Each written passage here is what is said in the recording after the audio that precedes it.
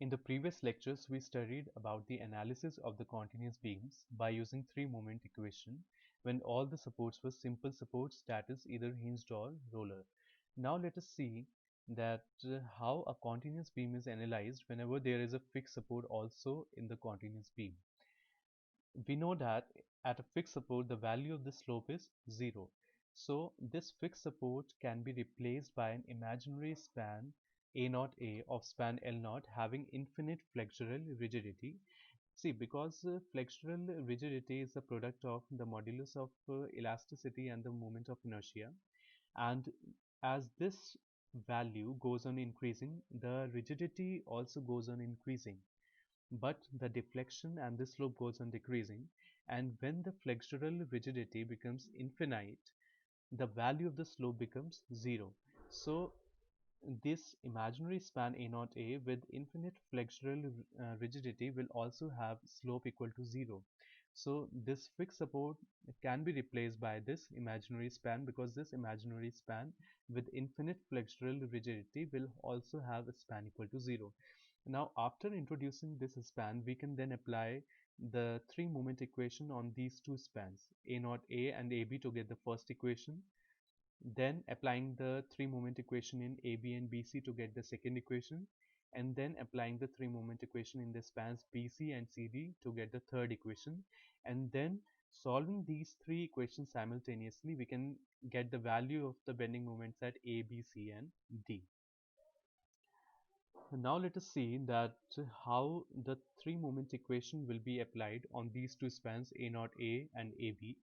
So these are the two spans A0A and AB. Suppose the moment at A0 is M0, the moment at A is MA, and the moment at B is MB. So the three moment equation can be written like this: M0 into the length of the first span, which is L0, divided by the moment of inertia of the first span, which is infinite, plus 2 times of moment at A into the length of the first span upon I1, and that is the moment of inertia of the first span, which is infinite, plus the length of the second span divided by the moment of inertia of the second span, plus MB, that is the last support, this into the length of the second span divided by the moment of inertia of the second span, this equal to this term. Now we know that A0 is the area of the bending moment diagram, of the free bending moment diagram.